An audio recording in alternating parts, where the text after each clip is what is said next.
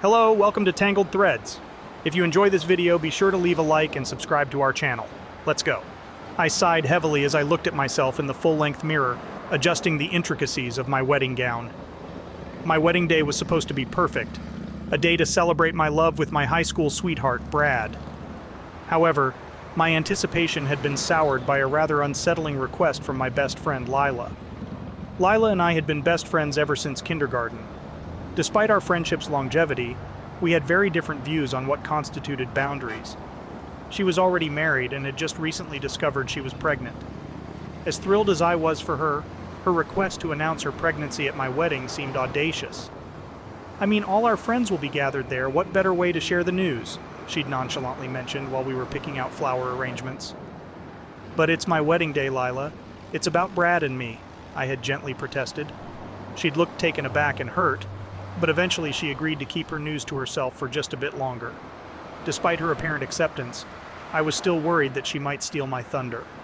The wedding was set in a picturesque countryside estate, surrounded by manicured lawns, tall oaks, and vibrant wildflowers. The ceremony was held under an enormous willow tree, its branches adorned with fairy lights that cast a magical glow on the proceedings. My wedding gown was a dream, a vintage lace masterpiece that hugged my figure before cascading down in a romantic train.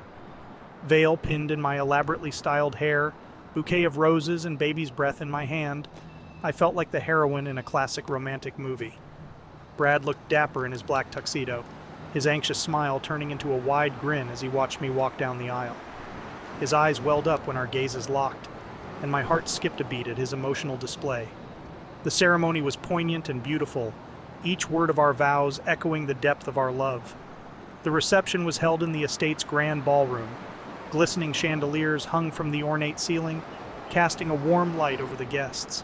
Tables adorned with gold runners, tall floral centerpieces, and delicate china created a regal atmosphere. A live band played in the background, their melody making people tap their feet. During the first dance, I felt as if time stood still. Brad held me close, and as he twirled me around the dance floor under the crystal lights, I felt an overwhelming sense of contentment. It was everything I had ever wanted. When it was time for speeches, there was laughter, a few tears, and lots of clinking glasses. However, when Lila stood up, her radiant smile revealing her anticipation, my heart pounded in my chest. Even though she had agreed to keep her news to herself, I couldn't shake off the concern. Lila, in her deep blue dress, her hair styled in elegant curls, held the attention of the entire room. She started with a touching tribute to our friendship and our shared memories, drawing smiles and tears from the crowd. When she moved on to praise our relationship, Brad and I shared a fond look, but then came the moment I had feared. "Ladies and gentlemen," she began, her voice trembling. The room quieted, all eyes on her. I held my breath. "Firstly, I want to congratulate my best friend and her new husband. They make such a beautiful couple, don't they?" Everyone applauded. Brad squeezed my hand, his smile broad. I smiled back, my gaze flickering towards Lila, who was now nervously wringing her hands. "But," Lila continued, "I also have some news to share." The room fell silent, the chatter and laughter ceasing abruptly. My heart sunk. She wouldn't. "My husband and I, we're expecting a baby." I watched, a forced smile on my face, as my wedding reception transformed into a celebration for Lila's impending motherhood. I felt a sting of betrayal, a sense of being overshadowed on my own special day. Despite trying to focus on the joy of my wedding, Lila's announcement left a bitter taste in my mouth. Little did I know then that our friendship was going to take a rocky path from there. The next few weeks were a whirlwind. Brad and I had been planning our honeymoon for a while. We'd chosen a breathtaking resort in Puerto Rico. It was sleek and modern, yet also very cozy, with a stunning view of the ocean from the balcony. We had also booked business-class seats in one of the most innovative airlines, offering the utmost luxury and comfort. As we excitedly packed our bags, I received an invitation to Lila's baby shower. I paused, a wicked idea forming in my mind. The day of Lila's baby shower arrived, held in her spacious suburban backyard, which was teeming with life and laughter. Baby-themed decorations adorned every corner, with a beautiful pastel color palette dominating the scene. White garden chairs were arranged around tables covered in soft pink tablecloths, and the air was filled with the sweet scent of blooming flowers, courtesy of Lila's meticulous gardening. There was a mouth-watering array of mini sandwiches, cupcakes with frosted bibs and pacifiers, and a big cake shaped like a teddy bear. Lila stood at the center of the celebration, radiant in her floral dress, her bump the focal point of every discussion, her face the epitome of maternal glow. Several games were played, from guessing the baby's gender to timing how fast the guests could change a doll's diapers. Laughter echoed through the air as everyone took turns, the joy and anticipation palpable. Lila had a beaming smile on her face, relishing every moment of her day, a stark contrast to my wedding day, a memory that still irked me. As the gift opening time drew near, I felt a knot of anticipation in my stomach. Once the crowd had settled after cooing over adorable baby clothes and various childcare essentials, I asked Lila for the floor. She seemed surprised but agreed with a small, curious smile. Connecting my phone to the projector, a slide titled, "Our Honeymoon," appeared. I began my announcement.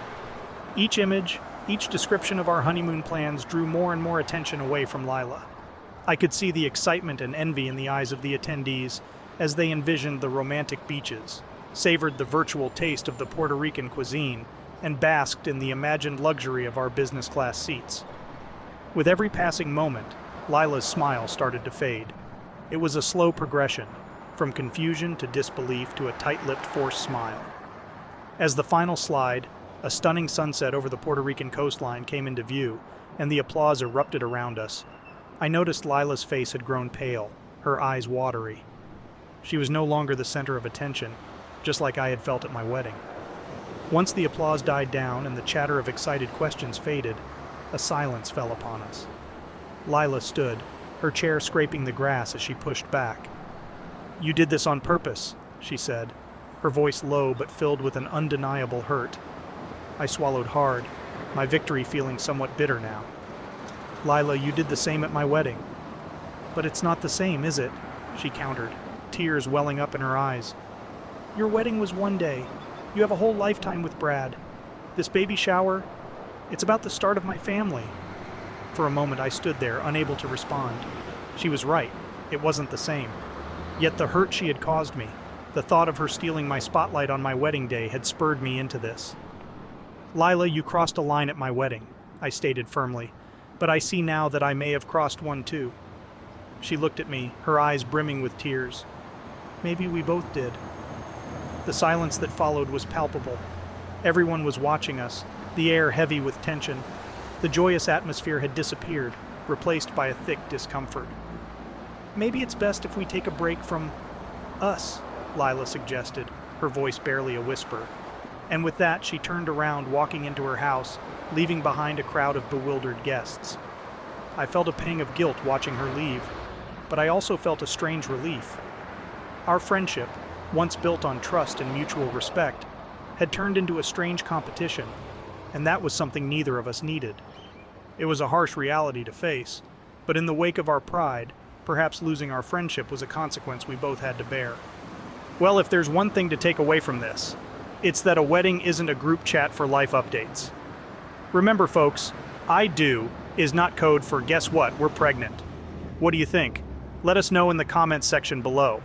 When you subscribe, be sure to click the notification bell. Click here for more Tangled threads.